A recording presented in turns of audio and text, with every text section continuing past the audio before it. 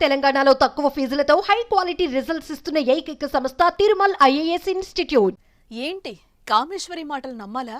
గరికపాటి మాటలు నమ్మాలా? ఎవరి మాటల్లో నిజముందే? కామేశ్వరి చేసేది దుష్ప్రభావమా, లేదంటే కామేశ్వరి చెప్పేవి వాస్తవాలా? ఇప్పుడు ఇదే చర్చ జరుగుతోంది. గరికపాటి మోసం చేశారని కామేశ్వరి చెప్పుకొచ్చారు. గరికపాటి అవన్నీ దురుద్దేశంతో దుష్ప్రచారం చేస్తున్నారని తన టీం ద్వారా ఓ వివరణ ఇచ్చారు. దీంతో ఇద్దరిలో ఎవరు చెప్పేది వాస్తవం, ఎవరు చెప్పేది అవాస్తవం అనే చర్చ మొదలైంది.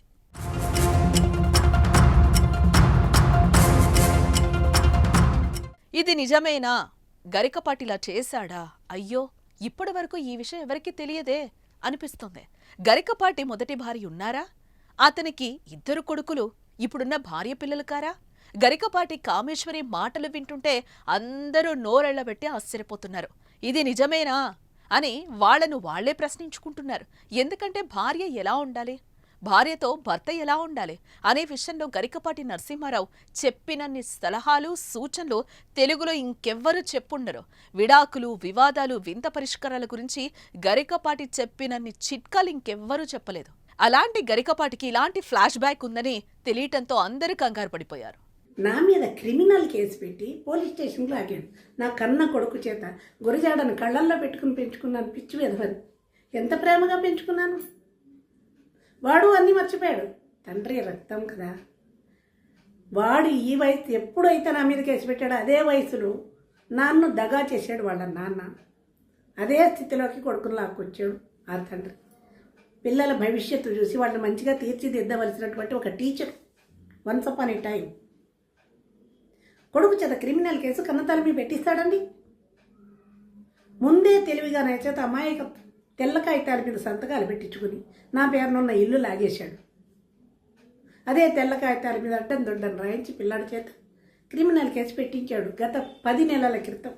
ఇంతకీ కామేశ్వరి ఎవరు అంటే ప్రముఖ అవధాని పండితుడు, కవి, రచయిత గరికపాటి నరసింహారావు మొదటి భార్య. కామేశ్వరి అనే మహిళే ఈ మాట తన వీడియోలో చెప్పింది. అంతేకాదు, గరికపాటి నరసింహారావు మొదటి భార్య కంటే ముందు ఆమె ఆయన అన్నకు ధర్మపత్ని. అంటే గరికపాటి నరసింహారావు తొలుత తన వదినను పెళ్లి చేసుకున్నాడని అర్థమవుతోంది. ఆవిడే ఇప్పుడు గరికపాటి మీద విమర్శలు చేస్తున్న కామేశ్వరి. గరికపాటి నరసింహారావుకు 2 కుమారులున్నారు. ఒకరి పేరు గురజాడ, మరొకరి పేరు శ్రీశ్రీ. ఈ ఇద్దరు కామేశ్వరి పిల్లలే. ఈ విషయం ఇప్పటి వరకు ఎవ్వరికీ తెలీదు. కామేశ్వరి కెమెరా ముందుకొచ్చిన తర్వాత ఈ విషయం లోకానికి తెలిసిందే.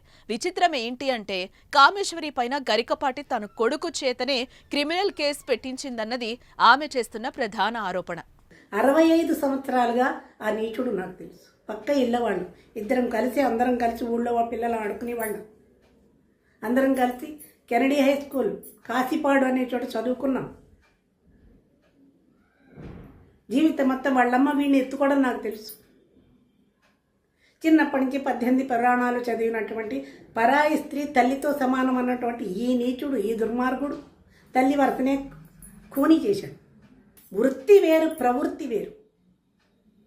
పాండిత్యాన్ని సంపాదించాడు, వాక్కులో అమ్మ సరస్వతిని పలికించాడు. కానీ నీచమైనటువంటి ప్రవృత్తితోటి దగా చేశాడు.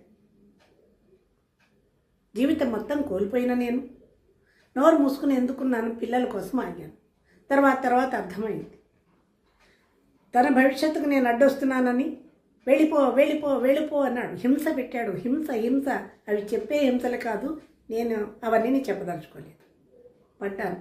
పడి చివరికి ఆలోచించాను. ఇక్కడ నా ప్రమేయం ఏమీ లేదు. 10 సంవత్సరాలు 12 సంవత్సరాల పిల్లలిద్దరికి, గురుజాడకి 10 ఏళ్ళు, శ్రీశ్రీకి 12 ఏళ్ళు. రేపుని చంపుకొని బయటకు వచ్చా. తెలుగులో విద్వాంసుడైన గరికపాటి గతంలో వరంగల్ జిల్లాలో ఓ స్కూల్ నడిపించేవారు. ఆ సమయంలోనే ఈ కథ మొదలైందని కామేశ్వరి చెప్తున్నారు. వరంగల్లో బడి నడిపే సమయంలో ఉద్యోగం పేరుతో తనను, తన అన్నను కూడా గరికపాటి ఇక్కడికి తీసుకొచ్చారని, ఆ సమయంలో మాయమాటలు చెప్పి నరసింహారావు తనను లోబర్చుకున్నారని చెప్పుకొచ్చారు. విషయం కుటుంబ సభ్యులకు చెప్పి అన్నతో విడాకులు చేయించి 4 గోడల మధ్య తనకు భర్తగా మారిపోయారని చెప్పుకొచ్చారు. దీంతో గరికపాటి ఇంత ఘనాపాటినా అనే సందేహం ఆయన ఫాలోవర్స్లో కలుగుతోంది. గతంలో ఆ రాముడితోటి నేను ఉన్న రోజుల్లో నాకు చెప్పకుండా 1 డేలో విడాకులు ఇప్పించినటువంటి దుష్ట నీచ నికృష్ట మానవుడు నీ గురువు. పచ్చటి సంసారం, సుఖంగా బతుకుతున్నాను. నలుగురు అన్నదమ్ములు, వీళ్ళ పెద్దన్నయ్య, వీళ్ళ మామయ్య, కట్టుకున్న భర్త గరికపాటి వెంకటేశ్వర్ నా భర్త పేరు. అందమైన వాడు, అందమైన జీవితం, సుఖంగా బతుకుతున్నాం. వీడు ఎందుకు వచ్చినట్లు నా జీవితంలోకి? వాడు అంత అసమర్థుడయ్యాడు నా భర్త. నలుగురు కూర్చుని అత్తవారి తరపు వాళ్ళు కాగితాల మీద సంతకాలు పెట్టించి నీకు విడాకులైపోయి అంటాడా వీడు? అందరికంటే చిన్నవాడు. వాళ్ళందరి నోరు ఏమని మూయించాడు? నా ప్రమేయం లేకుండా మా నాన్న కాళ్ళు కడిగి కన్యాదానం చేశాడే. పుట్టింటి వాళ్ళకి పోని మీ అమ్మాయి సరిగా లేదనో విడాకులు కోరుతుందని ఆయనకి ఇన్ఫర్మేషన్ ఇవ్వాలి కదా. మా నాన్నకి చెప్పలేదు, అన్నదమ్ములకి చెప్పలేదు, పుట్టింటి వాళ్ళకి చెప్పకుండా ఒక విజయవాడలో ఒక రూమ్లో కూర్చోబెట్టి పెట్టని బలవంతంగా సంతకాలు పెట్టించి తర్వాత ఇదిగో నీకు విడాకులు అయిపోయి కాగితాలు ఇవ్వని చూపిస్తాడా ఈ నీచుడు? పచ్చని సంసారం కూల్చి ఆ రోజు నేను పెట్టిన శాపాలే ఇవాళ వీడియోలు. వారం రోజులుగా వీడిని ఉతికి ఆరేస్తున్నారు.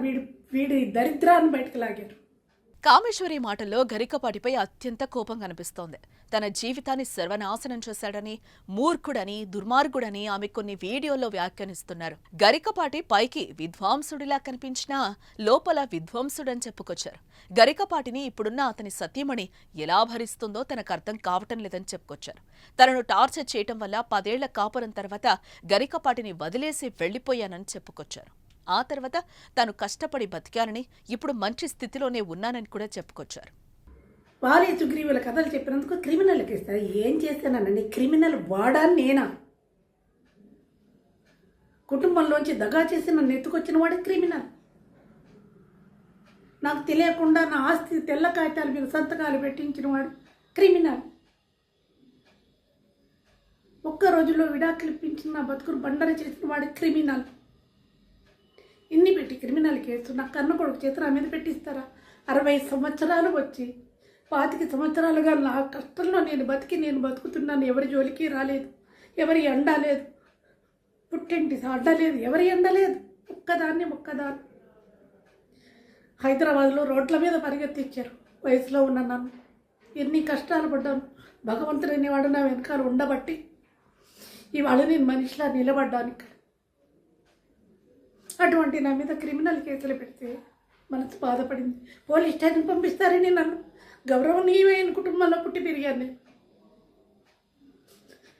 60 సంవత్సరాలు వచ్చి నన్ను పోలీస్ స్టేషన్కి తీసుకెళ్లి పోలీస్ స్టేషన్లో పెట్టిస్తాడా? అయితే ఈ వివాదం ఎందుకు బయటకొచ్చింది, ఎప్పుడు బయటకొచ్చిందని ఆరా తీస్తే ఓ ఆసక్తికర సన్నివేశం కనిపిస్తోంది. ఈ విషయాన్ని కూడా కామేశ్వరి తన వీడియోలో చెప్పారు. తాను రామాయణంలోని వాలి, సుగ్రీవుడి కథని చెప్పి ఓ వీడియోను పోస్ట్ చేశానని, దాన్ని తొలగించేందుకు గరికపాటి తనపైన అధికారాన్ని వాడారని చెప్పుకొచ్చారు. తన కొడుకు గురజాడ చేత కేసులు పెట్టించారని కూడా వివరించారు. నా కొడుకుతో నాపైనే కేసు పెట్టించడం వల్ల అసలు గరికపాటి ఎవరో బయటకు చెప్పాలని నిర్ణయించుకున్నానని వివరించారు కామేశ్వరి. అందుకే వరుసగా ఈ వీడియోలు చేస్తున్నానని ఆమె వివరణ ఇచ్చారు.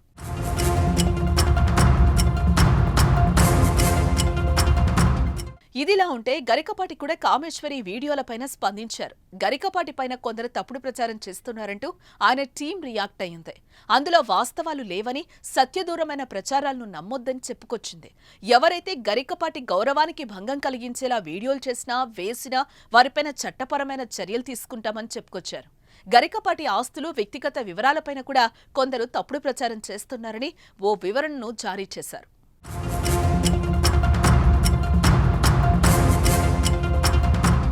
మొత్తంగా గరికపాటి భార్యనంటూ కామేశ్వరి చెప్పే మాటలు నిజమా, లేదంటే తనపై కొందరు దుష్ప్రచారం చేస్తున్నారన్న గరికపాటి మాటలు నిజమా అన్నది ఇప్పుడు ఆసక్తికరంగా మారుతోంది. మొత్తంగా గరికపాటి వివాదం ఇప్పుడు సోషల్ మీడియాలో ట్రెండింగ్లో ఉంది. మరి మీరేమనుకుంటున్నారు? మీరు కామేశ్వరి మాటలు నమ్ముతారా, గరికపాటి మాటలు నమ్ముతారా? కామెంట్ రూపంలో తెలియచేయండి.